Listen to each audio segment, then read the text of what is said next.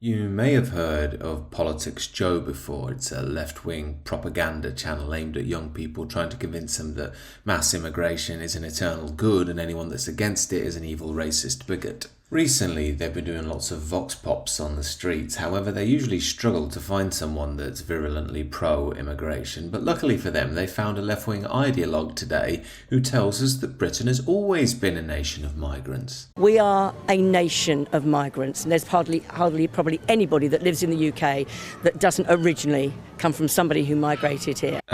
Yes, but if you follow that logic, that's true of every country of all time. Henceforth, we'd have no borders, no nation state, nothing. Is that what she's promoting? This lady is simply trying to muddy the waters to imply that the British people have no right over the lands of Britain.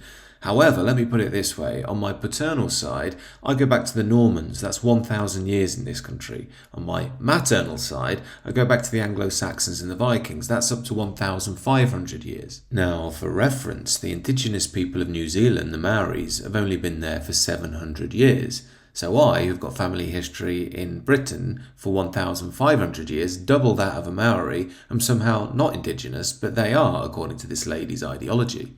We absolutely should open our doors, and people keep going on about, there was mentions about, well, if they're illegal, I heard somebody on the news yesterday said, but if they're illegal, we've got to put them somewhere.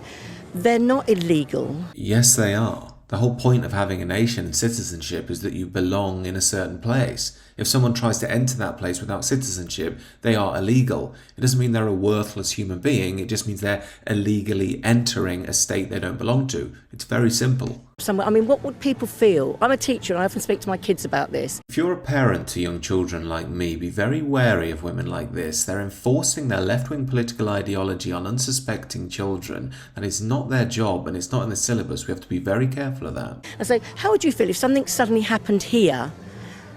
Really suddenly, you didn't expect a war, something, and we had to send our children somewhere. We had to flee somewhere. Wouldn't we expect to be seen with open arms? No, I wouldn't expect to be greeted with open arms, chiefly due to people like you spreading your poisonous ideology around the world that we're all evil, white, toxic supremacists, and anyone who's not has been oppressed by us. Henceforth, most people around the world would simply laugh at us if we found ourselves in dire straits these days. And herein lays the irony.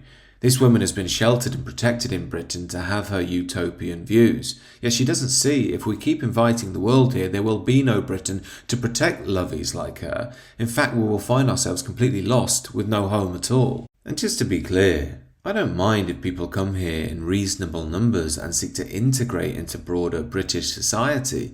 But those days are long gone with the mass immigration we have now and the shaming of women such as this.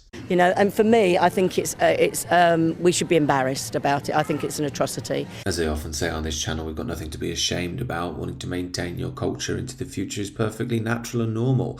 However, this woman is using this emotive language simply to manipulate viewers to her position. That's why it's very dangerous she's teaching children. Anyway, do let me know your thoughts down below and do consider subscribing to the channel.